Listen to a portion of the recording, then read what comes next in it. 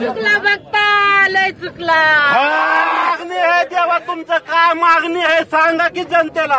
माझ्या कर्मचाऱ्याला 7वा वेतन मिळालाच पाहिजे देवा, मिळालाच पाहिजे देवा. तुम्हाला बोनस किती पाहिजे?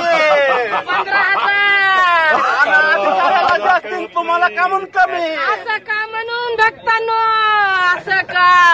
कामगारावर काय काय जाचक आधी आहेत काय देवा? लय जाचक पत्र काढले देवा, आणि मग ते कमी कवा होते? तेच कमी करायसाठी देवा हे देव रुसलाय. हे जाचक पत्र